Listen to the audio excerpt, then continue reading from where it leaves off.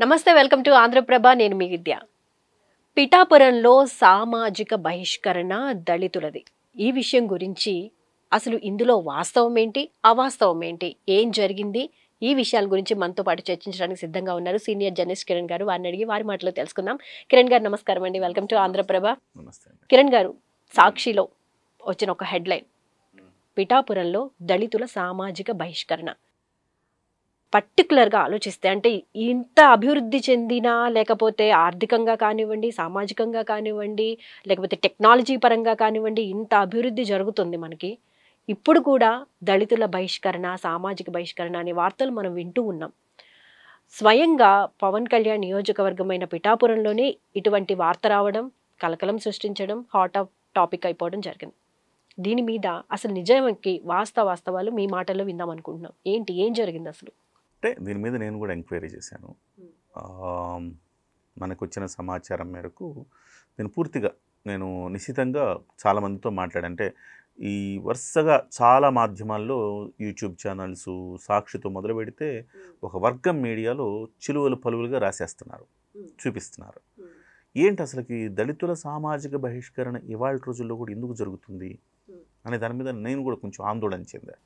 అసలు ఏం జరిగింది? పవన్ కళ్యాణ్ గారు నియోజకవర్గం, అది ఫోకస్ ఉంటుంది అని చూస్తే వాస్తవానికి చాలా చిన్న ఇష్యూ. అంటే ఇష్యూ జరిగిన నష్టం పెద్దది, దాని మీద జరిగిన ప్రచారము నష్టం పెద్దదే, కానీ దాని మీద దుష్ప్రచారం మాత్రం పెద్దగా జరిగింది. మళ్ళీ దాన్ని సెటిల్ అయిపోయింది. వాస్తవం చెప్పాలంటే ఇది వైరల్ అయ్యే నాటికి, వైరల్ అయ్యే సమయానికి సమస్య పరిష్కారం అయిపోయింది. కానీ వార్త మాత్రం వైరల్ అయితేనే ఉంది. సమస్య పరిష్కారం అయిపోయింది, కొన్ని గంటల్లోనే సమస్య పరిష్కారం అయిపోయింది. ఏంది జరిగిందంటే, వాస్తవానికి ఊర్లలో ఎట్లుంటుందంటే, అంటే మనకి ఇక్కడలాగా అర్బన్ క్లాప్లు ఉండవు కదా ఊర్లలో. సో ఒక అతను ఇల్లు కట్టుకుంటున్నాడు. ఇల్లు కట్టుకుంటుంటే చిన్న ఎలక్ట్రికల్ వర్క్ ఉందని చెప్పి ఆయనకి చెప్తే వీరొక ఎలక్ట్రీషియన్ వచ్చాడు. అతను ఒక హెల్పర్ని తెచ్చుకుంటే పొరపాటుగా షార్ట్ సర్క్యూట్ అయ్యి పనిచేస్తున్న చోట హెల్పర్ మృతి చెందాడు. ఆ హెల్పరు దళిత వ్యక్తి. మృతి చెందిన తర్వాత అతనికి న్యాయం చేయాలని చెప్పేసి మొత్తం వచ్చి ధర్నా చేశారు. అతను నా వల్ల కాదయ్యా, నాకు అంటే వాస్తవానికి ఈ ఓనర్ ఎవరైతే ఇల్లు కట్టుకుంటున్నాడో ప్లాస్టరింగ్ చేయించుకోవడానికి డబ్బులు లేక 5 ఏళ్ల నుంచి ఆ ఇల్లు అట్లా పెట్టుకోనున్నాడు. నేను ప్లాస్టరింగ్ చేయించుకోవడానికి డబ్బులు లేక 5 ఏళ్ల నుంచి ఇల్లు అట్లే పెట్టుకున్నానయ్యా, ఇప్పుడు నేను ఎక్కడ చేయను, నేను ఎలా చేయగలుగుతాను, నా దగ్గర డబ్బులు ఎక్కడున్నాయి అన్నాడు. లేదు, ఎంతో కొంత చేయాలి, లేకపోతే అంటే కొంతమంది కొంచెం అతివాదులు ఉంటారు, ప్రతి సెక్టర్లో అతివాదులు ఉంటారు. వాళ్ళు ఏం చేశారంటే, మీరు చేస్తారా లేకపోతే మీ మీద SC ST ట్రస్ట్ కేసు పెట్టాలా అని కొంత గట్టిగా మాట్లాడారు. అక్కడ పెద్ద మనుషులందరూ వచ్చి కూర్చొని, లేదు నువ్వు ఎంతో కొంత చేయాలంటే 2,75,000 3 లక్షలు చేస్తానని చెప్పాడు ఆయన. చెప్పిన తర్వాత దానికి సెటిల్మెంట్ అయిపోయింది, వెళ్ళిపోయిన తర్వాత ఒక చర్చ మళ్ళీ ఇంకొక నెక్స్ట్ మీటింగ్లో మళ్ళీ కొంచెం ఆవేశాలు పెరిగినప్పుడు మీరు ప్రధానికి కేసులు అని మీరు అంటాం కరెక్ట్ కాదు. అలా అయితే ఇంకా మీకు పనులేం చెప్పలేము మేము. ఇంకా ఇక ఎవరైనా మేము దళితుని తీసుకొచ్చి పని చెప్తే ఏదైనా జరిగితే, ఏదైనా పొరపాటు జరిగితే, ఇదేం అతనేమైనా గాయపరిచాడే లేదు కదా, పొరపాటు జరిగింది, చనిపోయాడు వ్యక్తి, సరే దానికి కేసుల దాకా వెళ్ళిపోయి బెదిరిస్తూ ఉంటే లక్షలు 10 లక్షలు ఇవ్వండి, 20 లక్షలు ఇవ్వండి అని బెదిరిస్తే ఎవరైనా ఎట్లా చేయగలుగుతారు, ఇది కరెక్ట్ కాదు కదా, ఇట్లయితే మీకు పనులు ఇవ్వలేము అన్న ఒక మాట అన్నారు అవతల వాళ్ళు. అన్నప్పుడు మాకు పనులు ఇవ్వమంటారా అని చెప్పేసి వెంటనే మా మీద సామాజిక బహిష్కరణ చేస్తున్నారని చెప్పేసి గట్టిగా దాన్ని మరింత రెచ్చగొట్టే పరిస్థితికి వచ్చింది. అక్కడ పవన్ కళ్యాణ్ గారికి చెప్పులో రాయి, చెవిలో జోరీగా, కంట్లో నలుసు లాంటి ఒక వ్యక్తి ఉన్నాడు అక్కడ పిఠాపురంలో.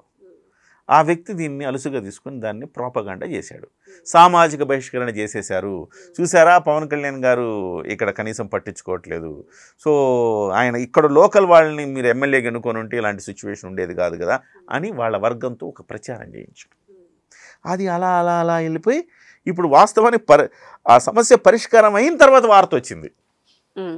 మళ్ళీ వెంటనే జనసేన వాళ్ళు జోక్యం చేసుకొని ఇట్లా సామాజిక బహిష్కరణ లేదు, ఏం లేదు, ఏం పిచ్చిగా ఉందో, ఎవరంటే వాళ్ళు మాట్లాడుతున్నారు, ఇవన్నీ కాదు అని పోలీసులను తీసుకొచ్చి వాళ్ళ సమక్షంలో ఈ సమస్యని పరిష్కారం చేసి జనసేన పార్టీ నుంచి కొంత అమౌంట్ ఆ ఫ్యామిలీకి ఇచ్చి, అది కూడా కాక చనిపోయింది ఎవరు?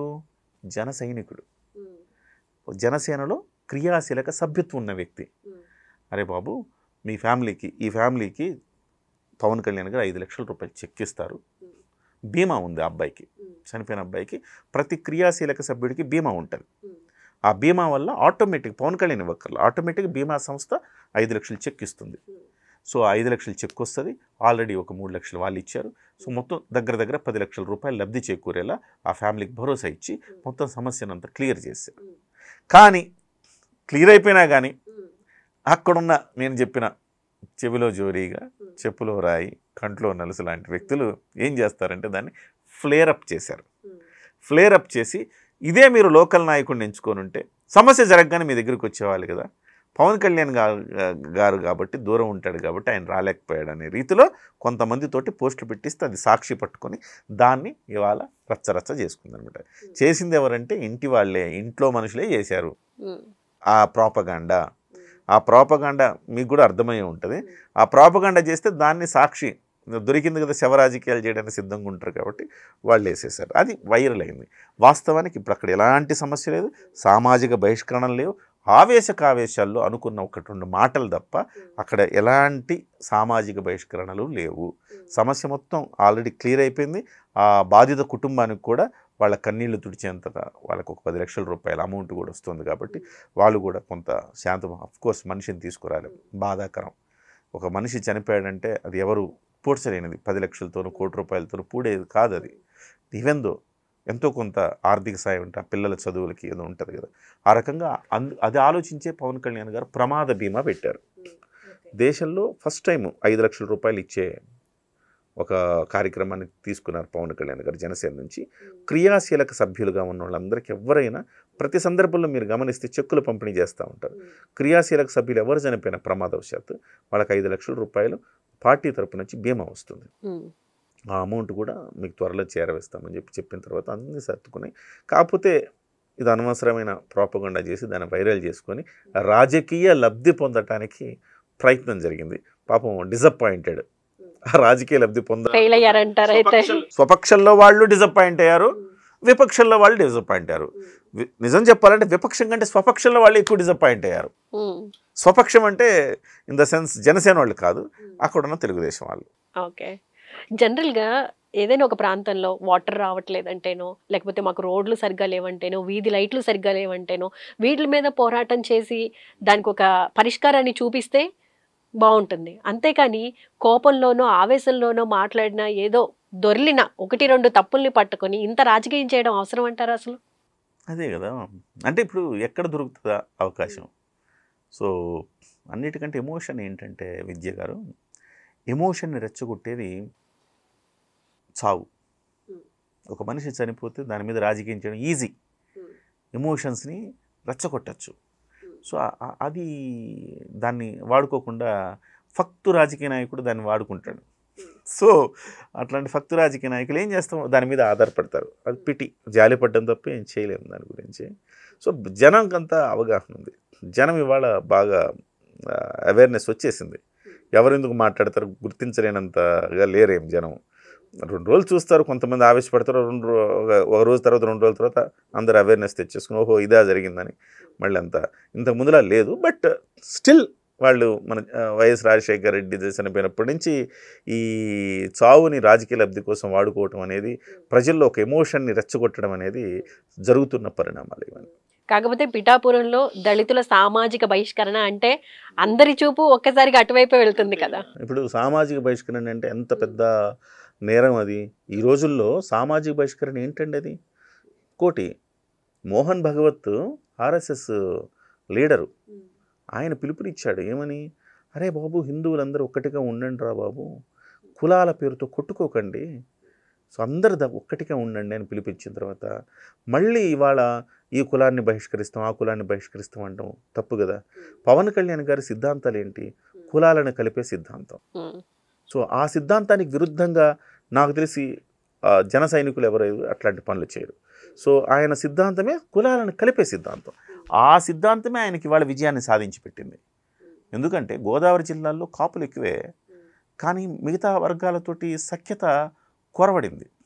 కొరవడిన తర్వాత ఈయన దాన్ని గమనించి కులాలను కలిపే సిద్ధాంతం ద్వారా అందరూ ఒక్కటిగా ఉండాలి, ఒక కష్టం వస్తే అందరూ మంచికే నిలబడండి అని చెప్పి ఇవాళ శెట్టి బలిజలు, అగ్నికుల క్షత్రియులు, రెల్లి కులస్తులు, మాల వీళ్ళందరినీ దగ్గర చేసుకున్నారు. మీరు మీరు కాపులు పెద్దన్న పాత్ర పోషించండి అయ్యా అన్నాడు. కాపులు పెద్దన్న పాత్ర పోషించడం ద్వారా మీకు ఒక పదవి కావాలి, మీరు వెనకొండండి, ఒక దళిత సోదరుని ముందు నిలబెట్టండి. పెద్దన్న పాత్ర వాడికి ఎట్లా ఉంటుంది, ఆ దళిత సోదరుడికి అన్నలాగా భావిస్తాడు కదా, అన్న నాకు ఇచ్చాడు అవకాశం. ఓ శెట్టి బలిజ కుర్రోడు ఉన్నాడు, అన్న నాకు ఇచ్చాడు అవకాశం, ఆ పెద్దన్న పాత్ర మీరు పోషించండి అయ్యా, వాళ్ళందరికీ అవకాశాలు ఇవ్వండి అని పవన్ కళ్యాణ్ ఎప్పుడైతే చెప్పాడో అది సామాజికంగా ఒక యూనిటీ వచ్చింది.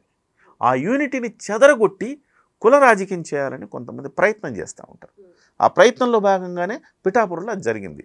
వెంటనే గంటల్లోనే దానికి సాల్వ్ చేశారు. అట్లా జరిగింది. సో ఇప్పుడైతే అంత మనకు వార్తల్లో మనం చూసినంత ఉద్రిక్త పరిస్థితులు ఏమీ లేవు, అంతా ప్రశాంతంగా ఉంది, ఎవరి పని వాళ్ళు చేసుకుంటున్నారు. సో వార్తలు చూసి మనం తప్పుగా భ్రమించొద్దని. ఓకే, రైట్, థ్యాంక్ యూ అండి. ఓకే.